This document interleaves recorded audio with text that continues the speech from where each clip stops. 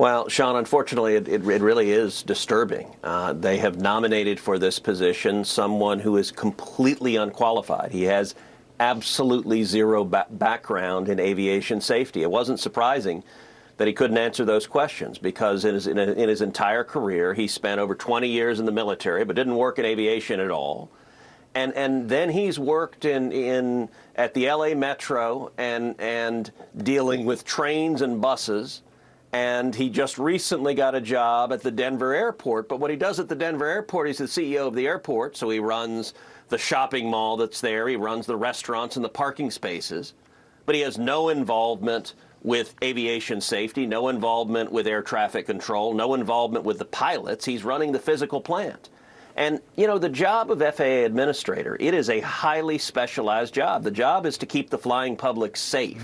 And actually, Congress, by law, requires that a nominee have experience in aviation and aviation safety in particular. And this nominee has zero. And look, to be honest, I'm not remotely qualified to run the FAA. I'm not a pilot. I don't know how to do air traffic control. Nobody in their right mind would nominate me to do this. And what's really disappointing is to see the Biden administration treating this critical safety position as essentially the spoils system, a patronage place. Well, let's stick a Democrat because it'll make our Democrat friends. Look, you want to stick this guy somewhere else where he's not responsible for keeping safe the 2 million Americans that are up flying every day, fine. But to put him in this safety position, I think is wildly irresponsible, and I don't think the Senate's going to confirm him. Well, there was a ground stop because of a software screw up first since 9/11. There have been 6 near-miss accidents. That's double the number total for the last 5 years. Does this nomination of Washington go ahead, Senator? I don't think it will. I can tell you he's wildly unqualified on the face of it. He's also right now currently enmeshed in a public corruption investigation that's being conducted by the LA sheriff, a Democrat, and the California Attorney General, a Democrat. The California Attorney General's office told us that he's still actively a material participant in this public corruption investigation. And I got to say, at the hearing, the Republicans all expressed very real concerns, but multiple Democrats did as well.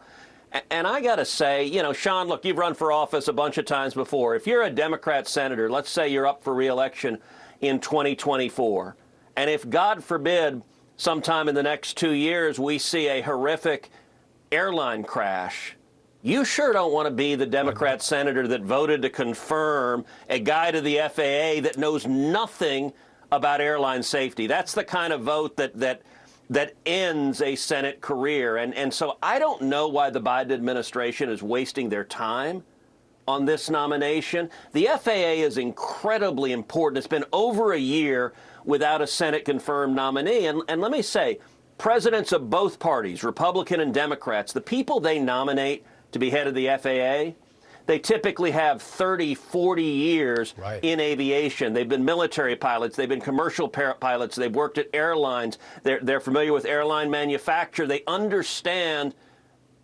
aviation safety. This nominee doesn't understand any of it. No, he doesn't. And again, I'm shocked that Biden would put him forward. And again, it's bad politics to have unqualified people in really serious positions and then something go wrong. It's kind of 101, isn't it, Senator? You know, it really is. And look, the Biden administration is seeing this with the horrific train derailment in East Palestine. And Pete Buttigieg, who's in charge of the Department of Transportation, who's been utterly AWOL, doesn't have background. It's almost like putting a small town mayor in charge of an incredibly important cabinet agency. Who would do that? Idea. Who would do that, Senator? That'd be dumb. No one's going to do that. You know, it